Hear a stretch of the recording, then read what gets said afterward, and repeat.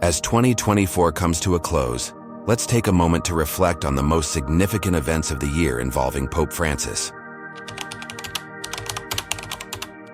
Earlier this year, Pope Francis faced challenges regarding the Fiducia Supplicans document, published at the end of 2023, which allowed the blessing of same-sex unions outside of liturgical contexts. A significant backlash arose, particularly from African bishops, led by Cardinal Fridolin Ambongo, who issued a statement refusing to implement the document. In March, ecumenical challenges emerged when the Coptic Orthodox Church of Egypt suspended theological dialogue with the Catholic Church, citing divergent views on homosexuality. In May, Cardinal Fernandez, prefect of the Dicastery for the Doctrine of the Faith, traveled to Cairo to meet with Pope Tawadros II of the Coptic Orthodox Church. In the early months of 2024, Pope Francis was afflicted with a respiratory illness, forcing him to cancel several engagements and delegate the delivery of catechesis and speeches to his collaborators. He recovered slowly, but missed major events like the Way of the Cross meditation at the Colosseum in Rome during Holy Week, observing it from the Vatican's Casa Santa Marta instead. However, by autumn, the Pope regained robust health, resumed apostolic journeys, and continued his duties, although a fall in December left him with a bruised chin. In the book El Sucesor, The Successor, published on April 3rd, Pope Francis shared his memories of his predecessor, the late Pope Benedict XVI. Describing him as a fatherly figure who never interfered in his work, Francis dismissed attempts to sow division between them. He revealed that he had voted for Cardinal Joseph Ratzinger during the 2005 conclave and held him in high regard as a theologian. Pope Francis also expressed his wish for a simple funeral and mentioned that his burial site at the Basilica of St. Mary Major had already been prepared. On April 28th, Pope Francis spent 8 hours on a pastoral visit to Venice. He visited a prison, met artists during the 60th International Art Exhibition, which included a Holy See pavilion, and celebrated Mass, urging Venetians to safeguard their ecological and human heritage. He also visited Verona on May 18th for a peace gathering, and Trieste on July 7th to conclude the 50th Catholic Social Week. In late May, reports surfaced that Pope Francis had used a derogatory Italian slang term during a private meeting with 200 Italian bishops to refer to homosexuality. The Vatican press office clarified that the Pope had no intention of offending anyone and apologized to those who felt hurt by his words. This incident reignited discussions on the Church's stance toward individuals with homosexual tendencies, reaffirming respect but maintaining traditional doctrine. At the G7 Summit on Artificial Intelligence, Pope Francis emphasized the ethical implications of AI, warning against allowing machines to dictate human decisions and underscoring the importance of preserving human dignity at the center of technological advancements. During a 44-hour journey spanning 32,000 kilometers, Pope Francis visited Indonesia, Papua New Guinea, East Timor, and Singapore. At nearly 88 years old, the Pope displayed remarkable energy, advocating for peace in Papua New Guinea, supporting interfaith harmony in Singapore, and encouraging Catholics in predominantly Muslim Indonesia. After a symbolic stop in Luxembourg, Pope Francis undertook a visit to Belgium, one of the most challenging trips of his pontificate. During the welcoming ceremony at the royal residence, the king and the prime minister asked the Pope about the sexual abuse scandals involving priests. After meeting with the victims, the Pope altered the content of his homily for the Mass celebrated at King Baudouin Stadium, urging the bishops to address this scourge more effectively.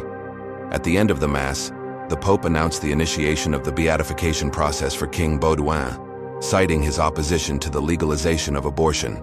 However, he faced strong criticism during his visit to the Catholic University of Leuven for his pro-life stance and traditional views on the role of women.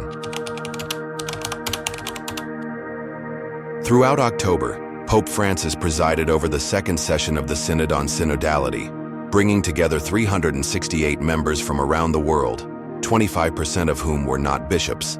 They engaged in reflections aimed at fostering a more inclusive, participatory, and less clerical church. This session was initially expected to conclude a process that began in 2021, but in reality, the work continues. 10 working groups established by the Pope to study certain sensitive issues are expected to reach their conclusions by June 2025. At the end of the Synod, the Pope signed the final document of the Synod members. He described this document as part of the ordinary magisterium of the successor of St. Peter and emphasized the authoritative nature of the text, urging respect for its content. For the third time, the Holy See and China have renewed the 2018 Pastoral Agreement regarding the procedure for appointing bishops in China. Although the agreement remains provisional and its text undisclosed, the Holy See's Secretary of State, Cardinal Pietro Parolin, achieved concrete diplomatic progress. The agreement was extended for 4 years instead of the previous 2-year terms. At the Vatican, general audiences are now summarized in Mandarin. Chinese bishops have participated in the Synod, and a symposium was held to commemorate the 100th anniversary of the First Council of the Catholic Church in China. Additionally, the agreement has facilitated the appointment of 5 new bishops.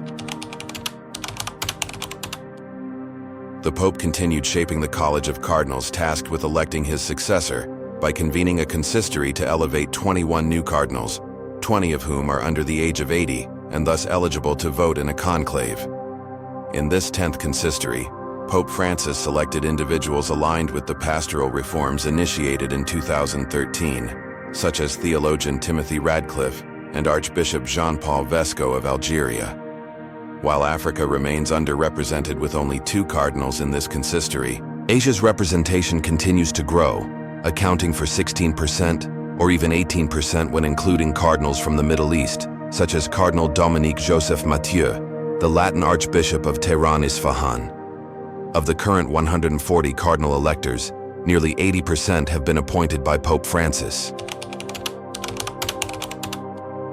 Once again favoring the peripheries over the center, Pope Francis surprised many by choosing to visit the French island of Corsica to attend a conference on popular devotion in the Mediterranean, which also included the participation of bishops from Italy, France, and Spain.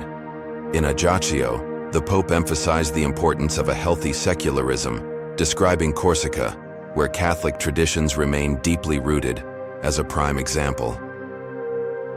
The Pope's meeting with local clergy in the Mass, celebrated beneath the statue of Napoleon Bonaparte, highlighted the strong bond between the people of Corsica and the Bishop of Rome. Pope Francis's third visit to France concluded with another meeting with President Emmanuel Macron, during which the president gifted him a book on the reconstruction of Notre Dame Cathedral in Paris. On Christmas Eve, Pope Francis presided over the solemn ceremony of opening the Holy Door at St. Peter's Basilica, marking the beginning of the Jubilee year, a significant event in the Catholic tradition. The Holy Door, which is sealed and only opened during Jubilee years, symbolizes the pathway to salvation and reconciliation. Pope Francis opened the door, inviting the faithful to embrace a time of grace and renewal. The ceremony was attended by thousands of pilgrims and dignitaries, with prayers and hymns filling the basilica. This sacred tradition highlights the Church's call to mercy, hope, and spiritual renewal throughout the Jubilee year.